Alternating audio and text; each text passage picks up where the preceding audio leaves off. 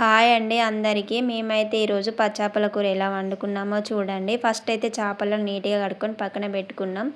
తర్వాత కొంచెం చింతపండు నానబెట్టి పక్కన పెట్టుకున్నాం. తర్వాత స్టవ్ వెలిగించి గిన్నె పెట్టి గిన్నె వేడైన తర్వాత నూనె వేసుకొని నూనె వేడైన తర్వాత జీలకర్ర వేసుకున్నాం. జీలకర్ర వేగిన తర్వాత మంచిగా ఉల్లిగడ్డలు వేసుకున్నాం.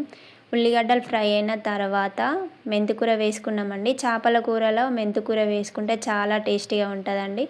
తర్వాత అల్లం వేసుకొని కలుపుకున్నాం. తర్వాత పసుపు వేసుకొని కలుపుకున్నాం. తర్వాత ముందుగా ప్రిపేర్ చేసి పెట్టుకున్న ఈ చింతపండు రసం అయితే దీంట్లో వేసుకున్నామండి. చింతపండు రసం మంచిగా మసిలిన తర్వాత కారం వేసుకొని కలుపుకున్నాం. తర్వాత టేస్ట్‌కి తగ్గట్టుగానైతే ఉప్పు వేసుకున్నాం. ఇవంతా ఈ పులుసు మొత్తం మంచిగా మసిలిన తర్వాత ఈ ముందుగా కడిగి పెట్టుకున్న పచ్చాపలను అయితే అందులో వేసుకున్నామండి. ఫస్టే చేపలను వేసుకుంటే మొత్తం కుళ్ళు కుళ్ళు అవుతాయండి. అందుకే చింతపండు పులుసు మసిలిన తర్వాతనే ఈ చేపలను వేసుకోవాలండి. కొద్దిసేపు మూత పెట్టుకొని ఉడకబెట్టుకోవాలి. ఉడికిన తర్వాత కొత్తిమీర జీలకర్ర మెంతుల పొడి వేసుకుంటే సరే చేపల కూర